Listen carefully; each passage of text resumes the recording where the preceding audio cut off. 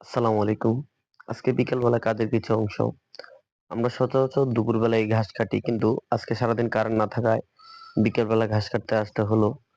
এসে ১ম এ ঘাস কাটার জায়গাটি পরিষ্কার করলাম। করার পর ঘাস কাটার মেশিনটি পরিষ্কার করলাম। তারপর ঘাস দেওয়া শুরু করলাম। আমরা সচরাচর আপনার ঘাস এবং খড় একসাথে দেই। এতে করে কাটতে সুবিধা হয়। পাশাপাশি আপনার ঘাস এবং খড় আলাদা, আলাদা কাটলে মিক্সচার করার একটা বিষয় থাকে। আর মিক্সচার করা লাগে না। তাই আমরা সবসময় একসাথে কাটি। আর এইভাবে কাটলে খড়ের গুণাগুণটা একটু ভালো থাকে। যদি আপনার ঘাসের সাথে খড়টা মিক্স করে দিতে পারেন, তাহলে খড়ের গুণাগুণ একটু বেড়ে যায়। তাই আমরা ঘাস এবং খড় একসাথে কাটি। আর ঘাস এবং খড় একসাথে কাটার কারণে আপনার ঘাসে আল্লাহর রহমতে ভালো বরকত আসে। এভাবে আমরা অনেকক্ষণ যাবৎ কাটছি। আর পাশাপাশি আমার ছাগলের বাচ্চাগুলো সামনে থেকে আসছিল ঘাস খাওয়ার জন্য। বারবার দৌড় দিয়ে আসছিল। এই যে যেটা গেল আপনার ঘাস খেতে, ওর নাম হচ্ছে পিঙ্কি, আর ওর ভাইয়ের নাম হচ্ছে পঙ্খিরাজ। আব্বু এই ছাগল সহকারে এই ২ টি বাচ্চা কিনে আনলো বাজার থেকে গত ১ সপ্তাহ আগে।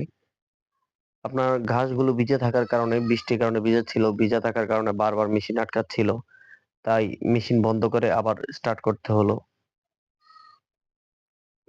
এভাবেই আপনার প্রত্যেকদিন দুপুরবেলা আমাদের ঘাস এবং খড় কেটে মজুত রাখতে হয় ২ বেলার জন্যই। কারণ একবেলা কাটতে গেলে পরের দিন যদি কোনোমতে বিদ্যুৎ না থাকে, তাহলে আপনার সকালে খাবারটা দিতে সমস্যা হয়। তাই প্রত্যেকদিন বিকালের এবং সকালের জন্য, পরের দিন সকালের জন্য খাবারটা আমরা মজুত করে রাখি। আর আমাদের তো ঘাস নুরুমে কেটে আনে। কেটে আনার পর এই ঘরটার মধ্যে রাখে। ঘাস কাটার শেষে আপনার গেলাম খামারে। খামারে গিয়ে দেখলাম তাদের কি অবস্থা। আমি অবশ্যই দুপুরবেলা এসে গোবরগুলো পরিষ্কার করে গিয়েছিলাম। আজকে সকালবেলা গোসল করাতে পারি নাই তাদেরকে। কারণ আপনার বিদ্যুৎ ছিল না। তাই আমি অবশ্যই আপনার ১২টার দিকে সম্ভবত কারেন্ট আসছিল একবার, তখন একবার ধুয়ে দিয়েছিলাম। এখন আবার আসলাম সম্পূর্ণ ঘর ধোয়ার জন্য। তারপর গেলাম পাশের শেডটাতে গিয়ে দেখি বাছুর সবগুলো ঘুমাচ্ছে। তাদেরকে দাঁড় করালাম। দাঁড় করিয়ে আমি মোটর স্টার্ট করে এসেই ঘর ধোয়া শুরু করলাম। এভাবে ঘরটা ধুলে হয় কি, আপনার পরিষ্কার থাকে আর পাশাপাশি ঘরটা খুব তাড়াতাড়ি শুকিয়ে যায়। তাই আর গোসল না দিয়ে তাদেরকে সম্পূর্ণ ঘরটা পরিষ্কারভাবে ধুই। আর ধোয়ার সময় বারবার আপনার 5 এর মধ্যে গরুগুলো পাড়া দিচ্ছিল। এতে করে প্রেসার কমে যাচ্ছিল। উম গত ১ মাস আপনার খুব পানিতে সমস্যা ছিল। কারণ পানির লেয়ার খুব নিচে ছিল, তাই পানি বারবার একটু প্রেসার পড়লেই পানি চলে যেত। তাই মোটর অফ করে আবার অন করতে হতো। কিন্তু আলহামদুলিল্লাহ বৃষ্টির পর থেকে এখন আর এই সমস্যা হচ্ছে না। খুব তাড়াতাড়ি এখন ঘর ধোয়া যাচ্ছে। আর পানির প্রেসারও আলহামদুলিল্লাহ অনেক ভালো। এভাবে আপনার এই সেটটা ধোয়া হলো। আর পাশাপাশি আপনার চারিগুলোর মধ্যে পানি দিলাম। চারিগুলো আপনার ময়লা করে রাখে, উপরে উঠে দাঁড়িয়ে চারিগুলো পানি দিয়ে তারপর আবার আসলাম ওই সাইডে। ওই সাইডে এসেই ১ম এ এই গরুর জায়গাটি ধোয়া শুরু করলাম। এই পাশটা ধোয়া এই কারণে শুরু করলাম, কারণ এই পাশটাতে গোবর তুলনামূলকভাবে একটু কম ছিল। তাই ভাবলাম একটু তাড়াতাড়ি এই পাশটা ধুয়ে নেই। আর যেহেতু আমার কালো গরুটার একটা বাছুর রয়েছে, তাই বাছুরটা বারবার আসছিল দুধ খাওয়ার জন্য। তাই ভাবলাম এর একটু ওলান-টোলান পরিষ্কার করে দেই, তখন বাছুরটা দুধ খাবে। আর আপনারা যখনই দুধ খাওয়ান বাছুরকে, যদি ওলান পরিষ্কার করে দুধ খাওয়ান, এতে করে বাছুরের পাতলা পায়খানা হওয়ার সম্ভাবনা কম থাকে। তাই আপনারা যখনই দুধ খাওয়ান বা ফার্স্ট টাইমে যখন দুধ খাওয়ান, সবসময় বাট পরিষ্কার রাখবেন।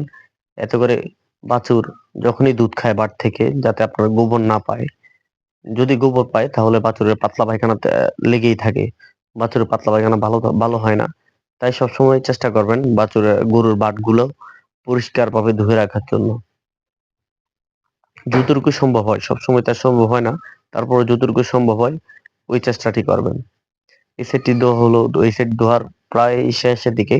এই সেট ধুয়ে এখন আমি যাব ওই সাইডে। ওই সাইডটাতে গিয়ে ওই সাইডটাতে আমার শুধু এখন ২ টা গরু আছে। একটা হচ্ছে নিশির মা, আর একটা হচ্ছে আপনার নবাবের মা। এগুলো আমাদেরই নাম রাখা। নিশিমা ছেড়ে দিয়েছিলাম। ও সারাদিন নিজের মতো করে ঘুরলো। ঘুরে নিজে আবার আসলো আর নিজের জায়গায়। তো আসার পর আপনার ধুলাম। ধোয়ার পর ও সবথেকে বেশি গা ময়লা করে। সবসময় সবথেকে বেশি গা ময়লা করে এই নিশিমা। ও যখনই পায়খানা করে, পায়খানা করেই ওই পায়খানার মধ্যে গিয়ে আবার পা দিয়ে নাড়বে চাড়বে, আবার ওই পায়খানার উপরে আবার শুবে। তাই নিশিমাই সব থেকে বেশি ময়লা করে, আর ওকেই সব থেকে বেশি গোসল করানো লাগে। তাই নিশিমাকে গোসল দিচ্ছিলাম। আমি যেহেতু আপনার পরিষ্কার সাদা পানি দিয়ে রাখি সামনে ডামের মধ্যে 24 ঘন্টা, তাই ওদের মতো পানি খায়, খেয়ে ডামটা সাইডে ফেলে রাখছিল। তাই আমি ডামটা এনে পরিষ্কার করলাম, পরিষ্কার করে নবাবের মাকে ভালোভাবে ধুয়ে দিচ্ছিলাম। নবাবের মার এখন 7 মাসের মতো গর্ভবতী ও, তাই ওর থেকে এখন দুধ দহন খুবই কম করি, 2-1 দিন পর পর একবার। ওই নবাবের মাকে গোসল দেওয়ার পর আপনার আসলাম মাঝের অংশে। আমার যেহেতু চারি নেই, আমি ডাবের মধ্যে করে দানাদার খাবারটি দিই আর ঘাস দিই ফ্লোরের মধ্যে। তাই মাঝখানে অংশটি খুব ভালোভাবে ধুয়ে দিচ্ছিলাম। ধুয়ে দেওয়ার পর ওই অংশে আমার ছোট একটি ছিদ্র আছে, ছিদ্র দিয়ে আপনার পানিগুলো খালে চলে যাচ্ছিল। তাই আমিও ভালোভাবে প্রেসার দিয়ে পানিগুলো দিচ্ছিলাম যাতে ময়লাগুলো সরে যায়, একই সাথে ছিদ্র দিয়ে। আর পা দিয়ে কিছু নেড়ে দিচ্ছিলাম যেন বারবার ময়লাগুলো সরে যায়। ময়লাগুলো সরানোর পর ড্রামগুলো এনে দিলাম সামনে। আমি সামনে দেওয়ার পর পরিমাণ মতো পানি দিয়ে দিলাম। পরিমাণ মতো পানি দেওয়ার পর দানাদার রেডি করে প্রত্যেকটা গরুকে দানাদার দিয়ে দিচ্ছিলাম। যেহেতু আজকে বিকেল বেলায় কাজ শুরু করতে হলো, তাই একসাথে সবকিছু করলাম। আর পাশাপাশি আমার একটা এআই কল ছিল, তাই ভাবলাম একসাথে দানাদার দিয়ে আমি এআই এর কাজটা করতে চলে যাব। তাই দানাদার দিলাম, দানাদার তারা খাচ্ছিল। আমিও আপনার ওই দিক দিয়ে গোসল করছিলাম, গোসল করে তারপর বের হয়ে গেলাম এআই এর কলের উদ্দেশ্যে। আজকে এআই এর কলটি বাড়ির পাশেই ছিল।